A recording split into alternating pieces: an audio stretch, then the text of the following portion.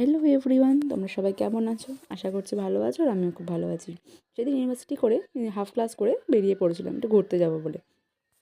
আমি একা ঘুরতে যাইনি, আমার সাথে গেছে কে কে চলো দেখো, এই যে পায়েল আর এই সুপর্ণা। আমরা সবাই নেমে পড়েছি আমাদের গন্তব্যে, চলে যাচ্ছি। তোমরা এই রাস্তাটাকে চিনতে পারছো বলো তো কোন রাস্তা? আর বাস কি লাইন পড়েছে। হুম, অবশ্যই বলছি। তোমরা দেখে বুঝতেও পেরেছো অনেকে, আই থিঙ্ক। আমি বলে দিচ্ছি সবটা। আমরা সেদিন গেছিলাম নৈহাটি বড় মার কাছে, মাকে একটু দর্শন করবো বলে।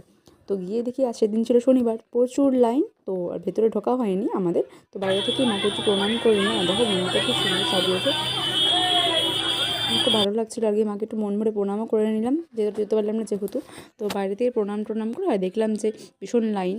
তো দেখো এখানে মাকে মানসিক করার যে দড়িগুলো বেঁধেছে এখানে, পাশেই অনেকটা মিষ্টি ফলের দোকান ছিল। তারপর চলে এলাম সিলেদার্সে, এখানে সৌরযুদ্ধ কিনছিল, আমিও দেখছি।